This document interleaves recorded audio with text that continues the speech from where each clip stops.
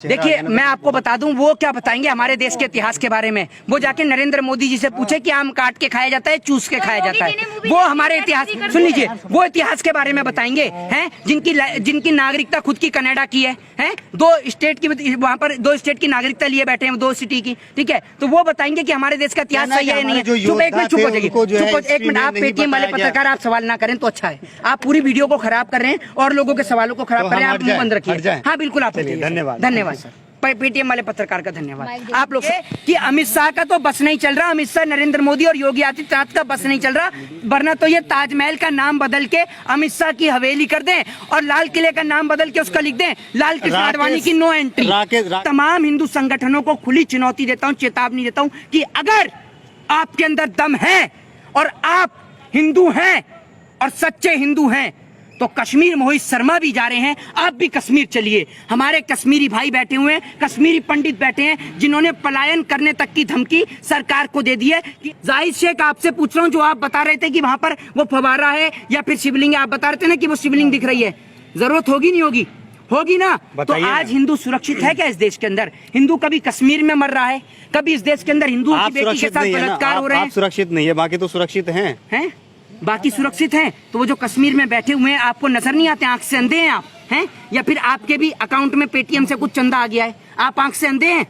अपनी आंख का जो सुरमा है, सुरमे को हटाइए और मौजूदा दौर में आइए और उस पर देखिए, ठीक है ना। वहाँ अक्षय कुमार की फिल्मों पर, मिथुन चक्रवर्ती की फिल्मों पे मत जाइए। मिथुन चक्रवर्ती तो लापता हो गए, इसके तो गुमशुदा की तलाश के फोटो लगाओ, पोस्टर लगाओ। अनुपम खेर जो दुर्दशा बता रहे थे, मेरे को तो रोना आ जाता है, मेरे को बड़ी तकलीफ है। भारतीय जनता पार्टी के नेता, मेरी आंख से आंसू आ रहे हैं कश्मीरी पंडितों की दुर्दशा देख के। आज कहाँ मर गए? आज कौन से बिल में घुस गए? आज आओ ना। आज तो हकीकत में कश्मीरी पंडितों के साथ दुर्व्यवहार हो रहा है, सबके सामने हो रहा है। इसलिए गोदी मीडिया के पत्रकार का है, जो कल तक शिफ्ट में चला करते थे, ओला, उबर और कैब बुक किया करते थे, आज वो ऑडी, मर्सिडीज, लैम्बोर्गिनी, फरारी और जगुआर में चल रहे हैं। पत्रकार के पास है? कौन से पत्रकार के पास? पूरे देश को पता है, नाम बताने की कौन से पत्रकार के पास? पूरे देश के पत्रकार। कह दिया आपने? सुन लीजिए, मुझे पत्रकार आपके सामने बस कह दिया। अरे आपके कहने से बताऊंगा क्या?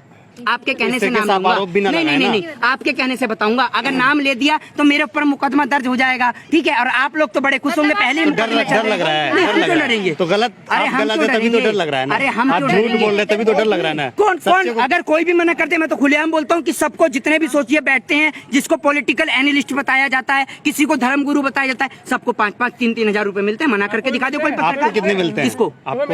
मैं तो आपको इंटरव्यू दे रहा हूँ, आप कितने देके जाते हैं? मोदी के खिलाफ बोलने के? अरे आप कितने देके जाते हैं ये बता दीजिए।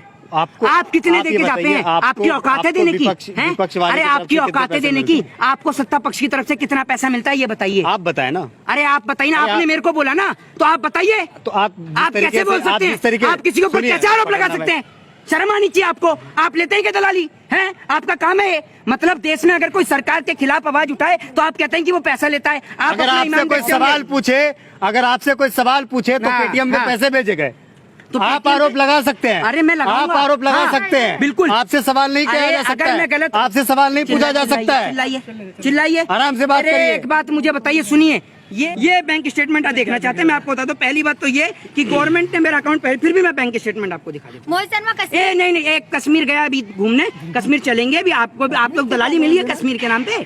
रुकिए थोड़ी देर, पहले बैंक स्टेटमेंट देख लीजिए आप मेरी। और मैं पहले बैंक स्टेटमेंट दिखा रहा हूँ, उसके बाद में मैं चाहूंगा कि बैंक स्टेटमेंट दिखाएं पत्रकार, ठीक है ना? हो गया भाई? हाँ सही है यार। चलो मोहित शर्मा, सबसे पहला सवाल ये है कि जो ज्ञानवापी मस्जिद में जो बताया जाता है मुस्लिम पक्ष के द्वारा कि ये फव्वारा है, वहीं पर दूसरी तरफ पक्ष की तरफ से ये बताया जा रहा था कि ये शिवलिंग है।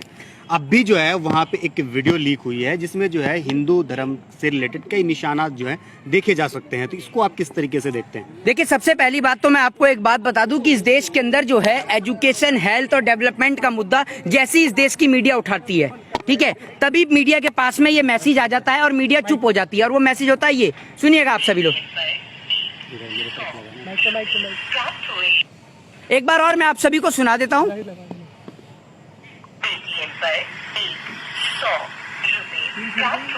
ये इसका अर्थ ये है, इसका मतलब ये है कि जैसे ही देश की मीडिया जो है उनका मतलब पूरा कॉन्ट्रैक्ट है या फिर सरकार से जो उनकी दलाली है वो खत्म हो जाती है ना, तो सही लाइन पे आ जाती है, एजुकेशन, हेल्थ और डेवलपमेंट पे। लेकिन जैसे ही ये पेटीएम वाला मैसेज सुनती है और वापस से अपनी जगह पे आ जाती है। इस देश के अंदर जिस तरीके से मंदिर और मस्जिद के नाम का प्रोपोगेंडा चल रहा है, मैं आपसे पूछना चाहता हूँ, क्या आप लोग, आप तमाम मीडिया के लोग, जो आप लोगों के माध्यम से मैं नेशनल चैनल को ये बात कह रहा हूं, जो लोगों ने भगवान को इतना ऐसा बना दिया है कि भगवान क्या इतने छोटे हैं कि भगवान आपको ऐसे ही कहीं भी मिल जाएंगे।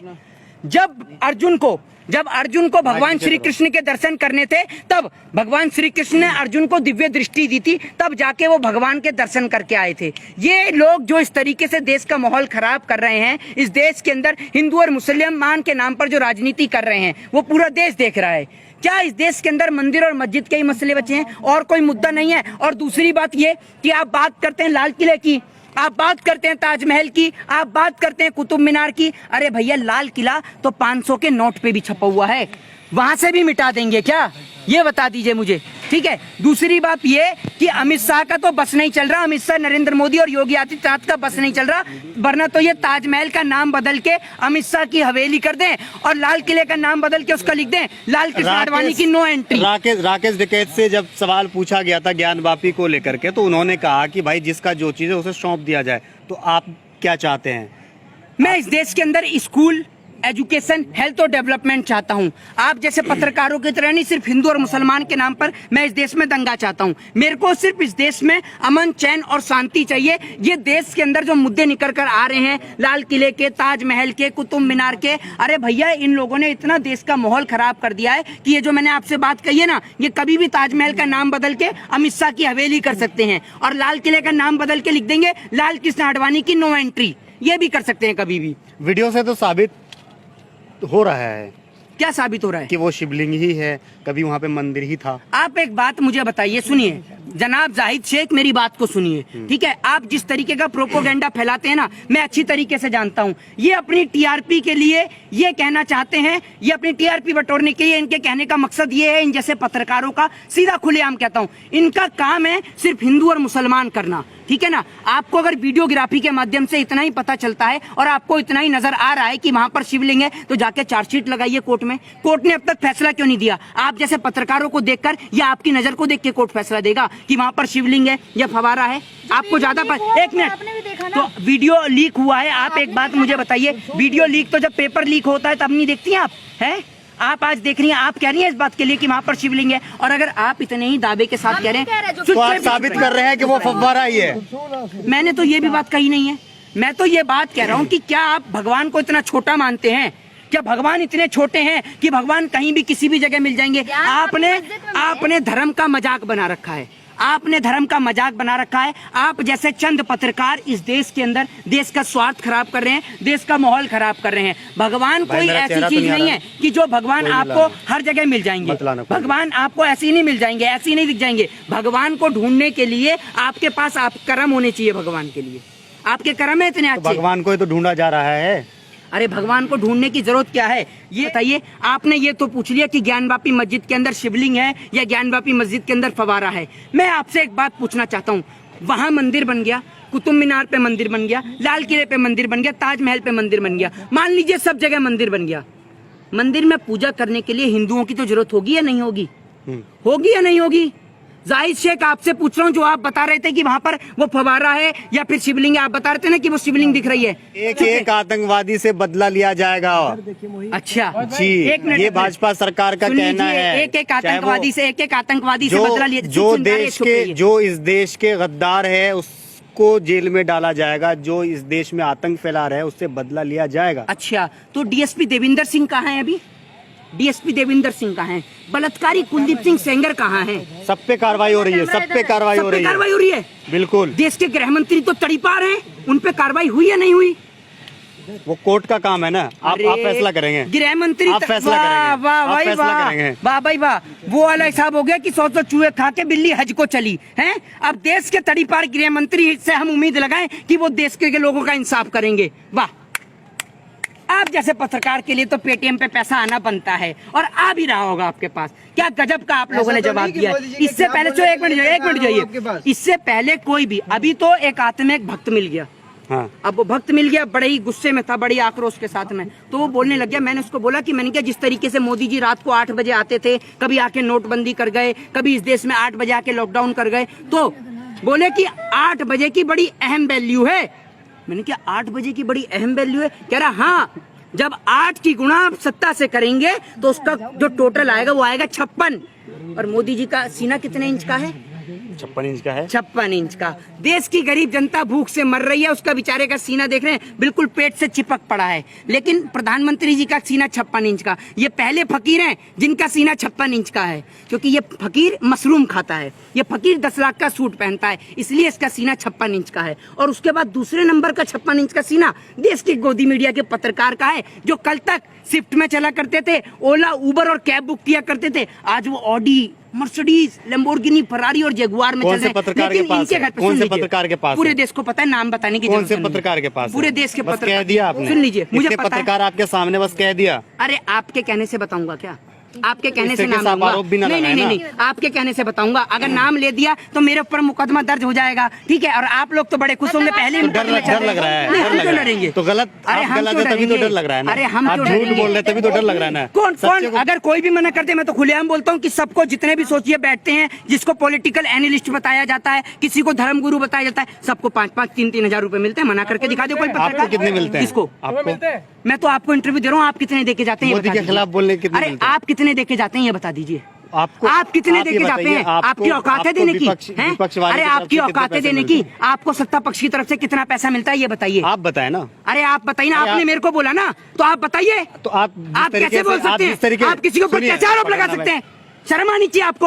आप लेते हैं क्या दलाली? हैं? आपका काम है ये? मतलब देश में अगर कोई सरकार के खिलाफ आवाज उठाए तो आप कहते हैं कि वो पैसा लेता है। आप अगर आपसे कोई सवाल पूछे, तो पेटीएम में पैसे भेजे गए तो आप आरोप लगा सकते हैं। अरे मैं लगाऊंगा। आप आरोप लगा सकते हैं, बिल्कुल। आपसे सवाल नहीं किया जा सकता है। मैं गलत, आपसे सवाल नहीं पूछा जा सकता है।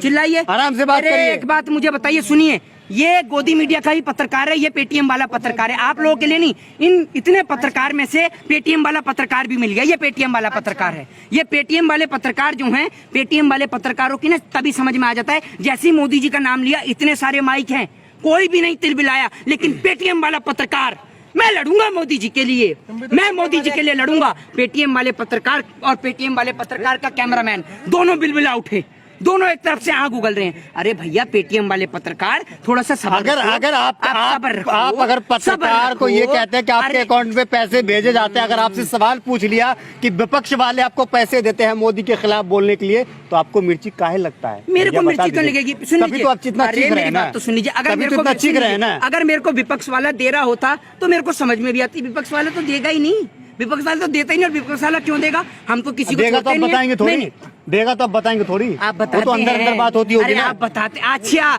देखा, पेटीएम वाले पत्रकार को पता है, पेटीएम वाले पत्रकार को सब पता है कि दलाली की बातें कहाँ होती हैं। पेटीएम वाला पत्रकार बोल रहा है कि